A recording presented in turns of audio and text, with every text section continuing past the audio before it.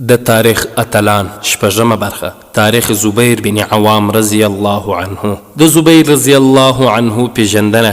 زبیر بن عوام رضی الله عنه د قریش د بنو اسد قبیله ته منسوب او د هغو لس صحابه رضی الله عنهم له جملې څخه دی چې په دنیا کې ورته د جنت زیر ورکړل شوی دی. زبیر بن عوام رضی الله عنه د محمدي بعثت پر مهال 15 کلن و. هغه په مؤمنانو کې سابقون الاولین څخه او په 14 کلنۍ کې په اسلام مشرف. د جمل د جګړې په خواشینونکې پیښه کې زبیر رضی الله عنه د جنگ له ډګر څخه ووت او له علي رضی الله عنه سره مقابله پرېښودله، خو ابن جرموز غداري وکړه. په داسې حال کې د زبیر رضی الله عنه سر غوس او شهید یې کړ چې هغه د ماپښین په لمانځه کې په سجده پروت و. د شهادت په وخت کې د هغه عمر 40 کاله و. بصرې ته نږدې په وادي الصبا کې خاورو ته وسپارل شو. د زبیر رضی الله عنه اتلولي او جهادي کړنې د احد په غزا کې زبیر رضی الله عنه د هغو څوارلسو صحابه رضی الله عنهم له جملې څخه یو تن و چې له پیل څخه تر پایه د رسول الله صلی الله علیه وسلم د دفاع لپاره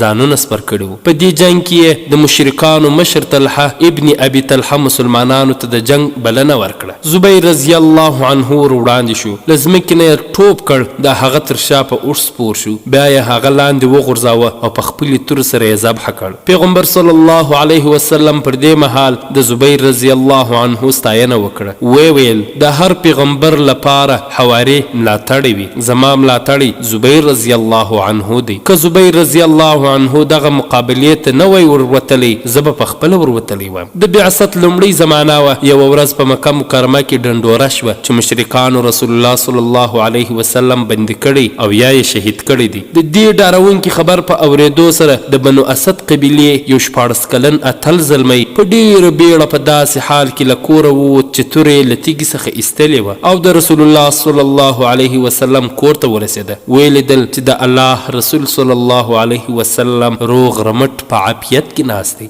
نو له اندازې څخه زیات خوشحاله شو. رسول الله صلی الله علیه وسلم چې دغه اتل زلمی ولیده، له مسکا څخه په ډکو شونډو یې وپرمیل، وروره څه خبره ده چې په دې ټکنده غرمه کې ایستلې توره په لاس راغلی یې؟ اتل زلمی عرض وکړ، ای د الله استازی، مور او پلار می در نظر شه، ما اوریدلی و چې دشمنانو بندي کړی یا یې شهید کړی. نو رسول الله صلی الله علیه وسلم وفرمایل، شنو که دا کار شوی وای تا به څه کړي وای؟ اتل زلمی عرض وکړ، سوګند په الله جل جلاله چې زه به د مکې له خلکو سره تر هغو جنګېدلی وم تر څو چې وژل شوی وای. د هغه د دې ځواب په اورېدو سره د رسول الله صلی الله علیه وسلم په څېره کې د خوښۍ نښې ولیدل شوې. د اتل زلمی په سرښندنه یې شاباس ووایه، د خیر دعا یې ورته وکړه. یوازې هغه ته نه بلکې د هغه تورې ته یې هم دعا وکړه چې دا د حق د ملاتړ لپاره له تیږې څخه راوتلې لومړنۍ توره ده. له اسما بنت ابوبکر رضی الله عنها څخه روایت دی چې د بدر د جګړې په ترڅ کې له مشرکانو څخه یو جنګیالی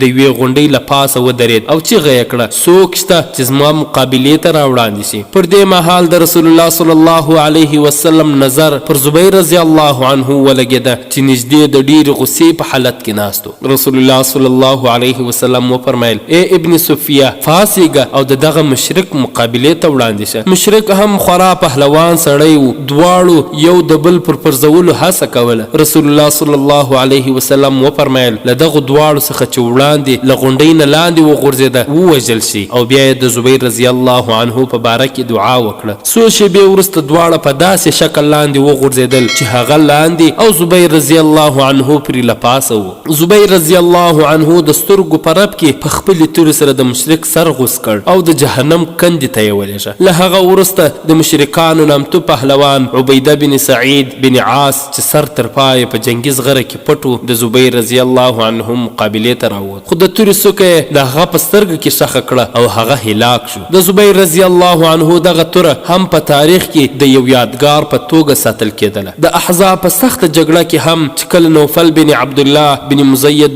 مخزومي د مقابلې لپاره میدان ته ودانګل نو زبیر رضی الله عنه وړاندې شو او هغه په خپلې تورې سره دوه ټوټې کړ. یو ځل چې د بنو قریظه د حالاتو د راپور راوړلو لپاره زبیر رضی الله عنه ته دنده ورکړل شوې وه او زبیر رضی الله عنه دغه ستونزمنه دنده سرته ورسوله او بیرته راغی. نو رسول الله صلی الله علیه وسلم هغه ته په شاباشي کې وفرمایل فداک ابي و امي، یعنی زما مور او پلار دې در نظر شي. له عروه بن زبیر رضی الله عنه څخه روایت دی چې زبیر رضی الله عنه د یرموک په غزا کې ګډون وکړ. هغه ته صحابه کرام رضی الله عنهم وویل آیا ته پر کفارو حمله نه کوې چې موږ هم له تا سره یو ځای پر کفارو باندې برید وکړو. د مشرکینو د تورې دوه ګزارونه پر زبیر رضی الله عنه باندې وکړل چې په اوږو یې ټپي کړ. د دغو دواړو ټپونو ترمنځ یو بل ټپ هم و چې ما به پکې خپلې ګوتې ننوستلې او لوبې مې ورسره کولې چې پر هغه مهال زه کوچنی